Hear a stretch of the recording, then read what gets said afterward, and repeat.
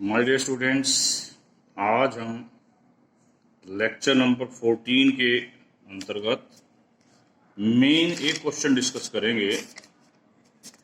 वो क्वेश्चन क्या है? Find the integral basis of this field. इस फील्ड का इंटीग्रल बेसिस निकालेंगे। Before going to that we study one theorem. Let K and L be algebraic number fields of degree m and n respectively over Q. Let D equal to GCD of dk and dl. Show that if KLQ extension has degree mn, तो हमें show करना है कि OLK is subset of 1 by D OKOL. And what happen if D is equal to 1? वो हम remarks में बताएंगे।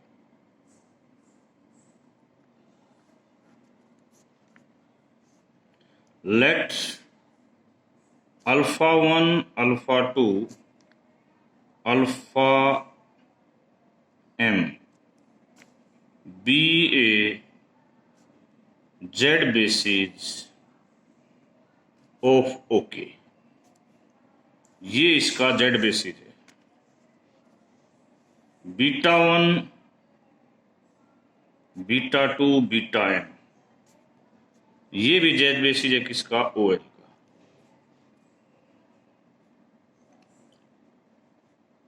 तो अब ये हमने एक सेट ले लिया।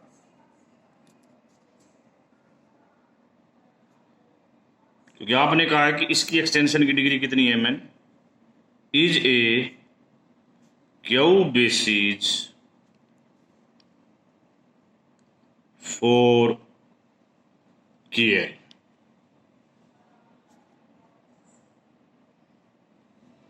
ओवर क्यू, ये KL का बेसिस है ओवर क्यू। क्यों है? सिंस इस एक्सटेंशन की डिग्री हमें mn दे रखी है।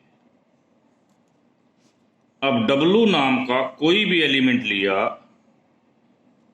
Algebraic set of algebraic integers के रिंग में से, इस रिंग में से एक एलिमेंट लिया W, ये इसमें से है, तो आपने अभी अभी कहा जो एलिमेंट इसमें है वो KL में होगा, और KL का प्रत्येक एलिमेंट इनका लीनियर कॉम्बिनेशन लिखा जाएगा ओवर क्यू। ओवर क्यू का मतलब है कोफिशिएंट्स कैन बी रैशनल। इस स्थिति में कोफिशिएंट थे इंटीजर, तो we write W is equal to I equal to 1 to m, J equal to 1 to n, Mij by R, alpha I beta J। यहां पर एक बड़ी खासियत है, वेयर Mij और R इंटीजर होंगे, R और GCDs ऑफ Mij, जितने भी Mij उनका सबका GCD और फिर R का GCD कितना होगा? 1 होगा।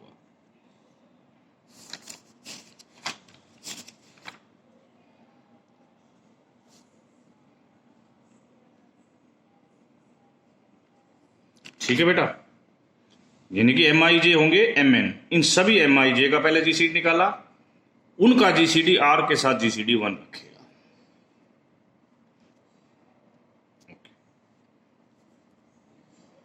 अब अगली बात,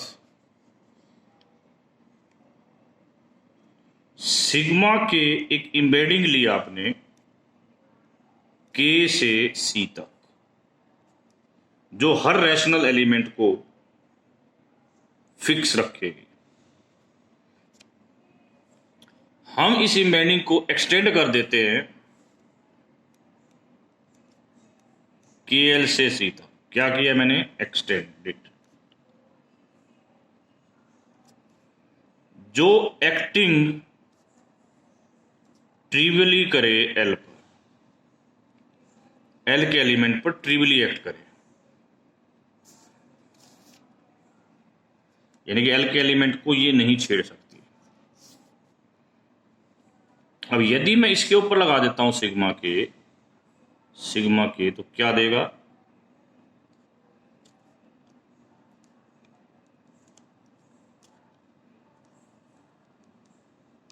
ये इरेशनल नहीं चेंज कर सकती,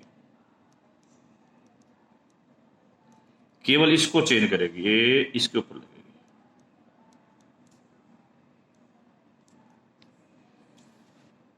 अब हम एक्साई लेट कर रहे हैं, जिसमें ये समेशन लिया जो जे पर डिपेंड करता है, ये एलिमेंट जे पर डिपेंड करता है, ये एलिमेंट जे पर डिपेंड करता है बटे आर।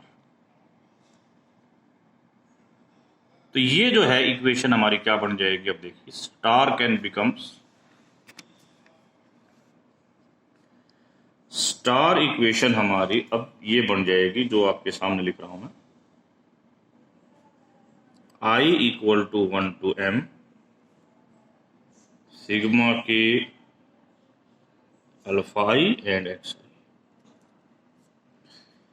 अब k की कितनी वैल्यू हो सकती है? स्टार्टिंग में एम्बेडिंग यहां से यहां तक थी, k के बेसिस में इसकी m वैल्यूज हो सकती हैं। For each value of sigma के वी गेट वन इक्वेशन। इस प्रकार k की m वैल्यूज के लिए हम कितनी इक्वेशन ले लेंगे? वी गेट m इक्वेशंस, और इन m इक्वेशंस पर हम लगा देंगे क्रैमर्स रूल। क्या लगा देंगे? क्रैमर्स रूल, ताकि हमारे को इन एक्साइज की वैल्यू मिल जाए। क्रैमर्स रूल में एक्साइज की वैल्यू कैसे निकालते हैं? क्रैमर्स रूल पहले देखो, जो मैं एक छोटा सा सिस्टम लिख रहा हूं आपको, किसी बच्चे को याद ना हो तो याद आ जाए। सबसे पहले आप डेल निकालते हैं, डेल निकलता है इसका डिटर्मिनेंट, फिर आप निकालते हैं गामा 1, यानी कि पहली लाइन को चेंज कर दो, फिर गामा 2 दूसरी लाइन को चेंज कर दो। तो इसका डिटर्मिनेंट चाहिए, इसका भी डिटर्मिनेंट चाहिए, इसका भी डिटर्मिनेंट चाहिए। तो एक्स जो आएगा वो ये आ जाएगा, और वाई जो आएगा वो ये आ जाएगा। ये तो था क्रैमर। यहां पर हम एक्स आई लिख रहे हैं इस प्रकार। सबसे इंपॉर्टेंट है ये क्या है, ये क्या आएगा हमारा? ये डिटर्मिनेंट आएगा। ये एक बहुत इंपॉर्टेंट टर्म है, आप लोगों ने पढ़ी हुई है। यदि मैं इसका स्क्वायर कर देता हूं तो इसका भी स्क्वायर हो जाएगा, जिसकी वैल्यू डी के होती है। क्यों? क्योंकि आप के से ही इम्बेंडिंग ले रहे हैं। देखो आपने ये ली, आपका डी के स्क्वायर, ये दिस इज डी के स्क्वायर। चलिए एक्स, अब इसको इधर कर दिया, ये आ गया जी आपका ये डेल्टा से और गुणा कर दिया, डेल्टा स्क्वायर। तो इधर कितना आ गया जी? Delta gamma I. X I की वैल्यू क्या है? ये बचे, इस वैल्यू को यहां रख दो, delta gamma I summation j equal to 1 to n delta square mij bjr।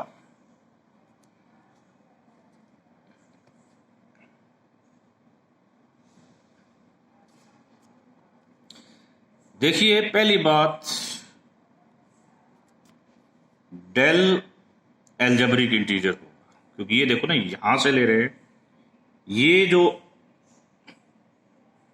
हमने अल्फाइज लिए थे ना, ये बहुत ही कंडीशन के साथ लिए कि दे आर किसके बेस, एल्जेब्रिक एलिमेंट्स हैं, एल्जेब्रिक एलिमेंट्स के सेट के का बेसिस है, यानी कि एल्जेब्रिक एलिमेंट्स हैं, तो इनके ऊपर ये आंसर भी हमारा एल्जेब्रिक आएगा। तो we say that this is an algebraic integer, is an algebraic integer. एक बात, सिमिलरली ये चीज भी आपकी एल्जेब्रिक इंटीजर आएगी। ये क्यों एल्जेब्रिक इंटीजर आएगी? इसमें जब आप ये चेंज करोगे तो आपने यही चेंज करना है, डेटा निकालोगे, ये भी एल्जेब्रिक इंटीजर आएगा और ये भी एल्जेब्रिक इंटीजर आएगा। ओके, क्यों? क्योंकि W जो है ना, ये भी आपने देखो स्टार्टिंग में क्या एल्जेब्रिक इंटीजर ही लिया है, तो ये दोनों चीजें एल्जेब्रिक इंटीजर हैं। ओके,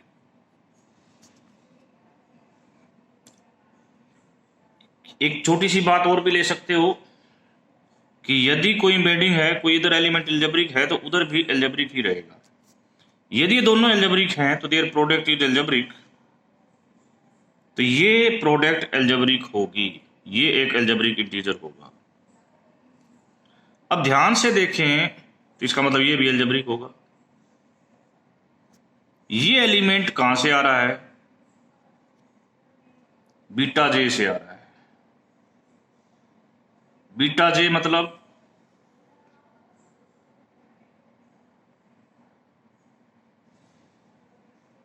बड़े ध्यान से देखना बेटा, ये कहां से सारी कहानी बन रही है।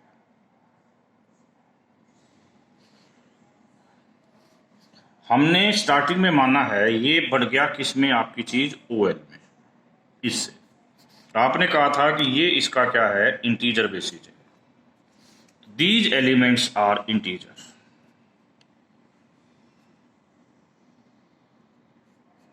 इंटीजर आई जे कुछ लो, सभी के लिए इंटीजर आएगा, फॉर ऑल आई जे। अब आपने एक बात पढ़ी थी कि GCD of R and GCD of MIJ 1 है, ये गिवन है। इसका मतलब ये R इसको डिवाइड करेगा, सीधी सी बात है। और ये क्या था आपका डीके। सिमिलरली वेज पर हम इस क्वेश्चन को कैसे भी करें तो हम इसको यहां तक भी ला सकते हैं, क्योंकि R डीके को डिवाइड करेगा, R DL को। सिमिलरली इसका मतलब R जो है इन दोनों के GCD को डिवाइड करेगा। GCD है D, तो R डिवाइड्स G। तो हम R वो ले सकते हैं, नीचे देखो इस मेन R फंडा है इसका, यहां पर आप R वो ले सकते हो जो R इसके GCD को क्या करे, डिवाइड करे। ओके, तो W किसका एलिमेंट था? OL का, जिसको आपने क्या लिखा था, I इज इक्वल टू 1 से M, J इक्वल टू 1 से N, MIJ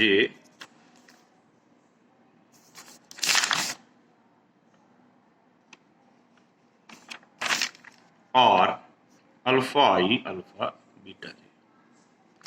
तो हम इस R की बजाय यहां D बनाना चाहते हैं, जो भी इसमें कमी है, क्योंकि आपने कहा ना R मस्ट डिवाइड D, तो there exist D not belongs to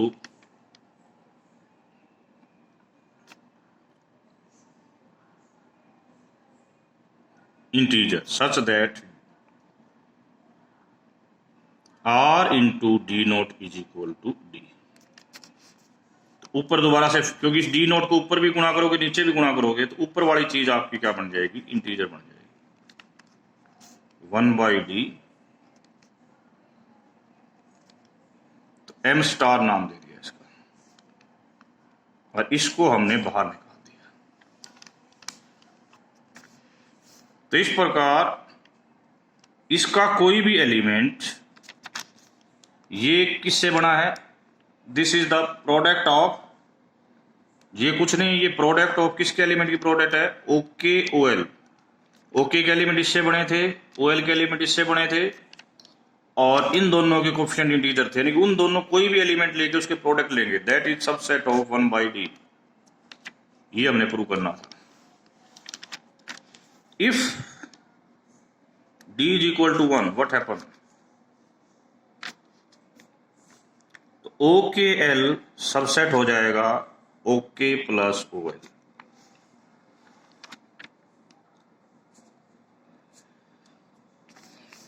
यदि इसका GCD 1 है तो ये कंडीशन आ जाएगी।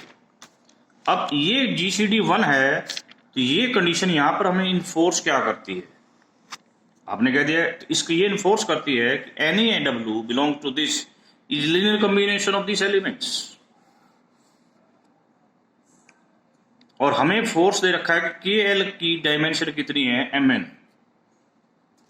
फिर सुन लीजिए, ये में फोर्स करती है क्योंकि L ने D को डिवाइड करना है, D1, तो this is linear combination of, ये जो है आपका बेसिस जो बनाया मैंने लिखा है, दिस इज बेसिस, जो ये बेसिस हमने लिखा था, इसको क्यों बेसिस लिखा था, ये अब आपका क्या बन जाएगा, Z बेसिस बन जाएगा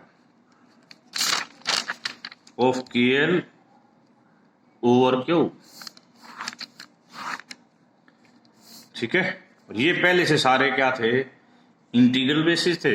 इस प्रकार हम कह देंगे कि OKL is equal to OKOL, यानी कि यदि हमें इसका बेसिस निकालना है इनके बेसिस की गुणा कर दो, बस। अब हम आज के मेन सवाल पर आ रहे हैं। मेन सवाल था find the integral basis of this. तो अब इस क्वेश्चन में एक के लेना है, के हम ये ले रहे हैं, और एक फील्ड L लेनी है जिसको हमने ये लिया है। अब इसका जो है रिंग ऑफ इंटीजर्स ये होता है, हमें पता है क्यों, क्योंकि 2 इज कॉन्ग्रुएंट टू 2 mod 4। और इस L का जो होता है वो कैसा होता है,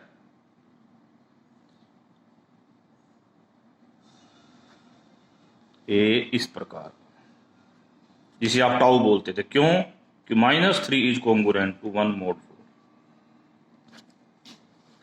अब हम दोनों का डीके निकालेंगे। ओके हमारे पास ये आ गया है,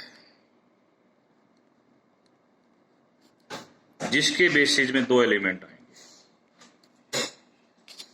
और इसकी इसके 2 कंजुगेट ऑटोमॉर्फिज्म होंगी, दिस जो इसको सेम रखेगी, और दूसरी इसमें AE।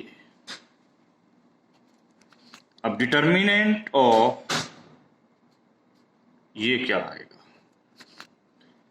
σ1 1, σ2 1, σ1 √2, σ2 √2।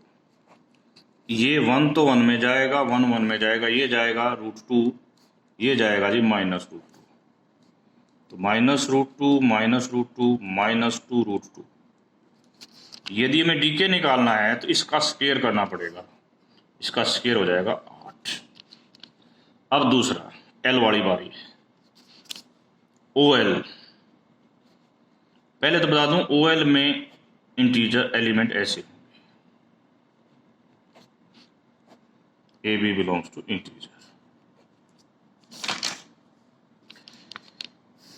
ओके, इसे हम दूसरे प्रकार से भी लिख सकते हैं इसको, ये OL जो है आपका इसके इक्विवेलेंट है, इसके बेसिस में 2 एलिमेंट होंगे। वैसे ये ओमेगा होता है यहाँ पर -1, परंतु आप इसको इसके इक्विवेलेंट प्रूव कर सकते हो। अब बात यह है कि इसके बेसिस में एलिमेंट a + b√ओमेगा, वो a + b ओमेगा। दूसरा a + b ओमेगा, एक तरीका तो ये है। यदि आप इसको फॉलो नहीं करना चाहते कोई दिक्कत नहीं है। OL के बेसिस में आपने ये 2 एलिमेंट कह दिए, यहां भी कोई प्रॉब्लम नहीं है। तब आप σ1 लिखोगे a + b, ये यही रहेगा।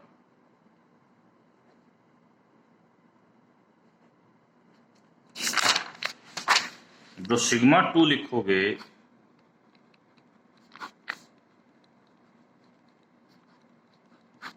वो आएगा a + b, यहां पर साइन चेंज होगा। अब देखिए डिटर्मिनेंट,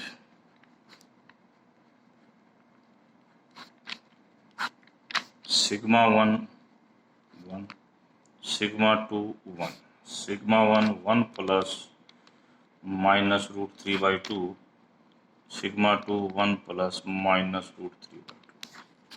इसका उत्तर 1 आएगा, इसका भी 1 है, इसका यही रहेगा। इसका सिर्फ सिंबल इसका चेंज हो जाएगा। हम इसका डिटर्मिनेंट निकालेंगे तो हमारे पास ये चीज आ जाएगी।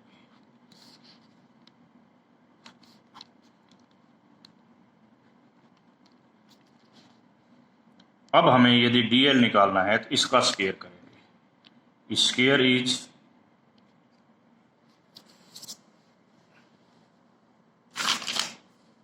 -3।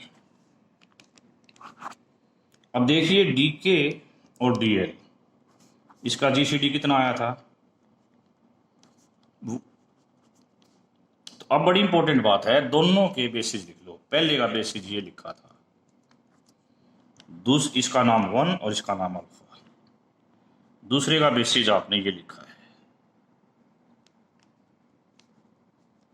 इसको 1 और इसको बीटा। तो कंबाइन करके लिखेंगे 1 अल्फा बीटा और अल्फा बीटा। ये बेसिस हो जाएगा इसका, जो कि हमारा एम था। Thank you very much.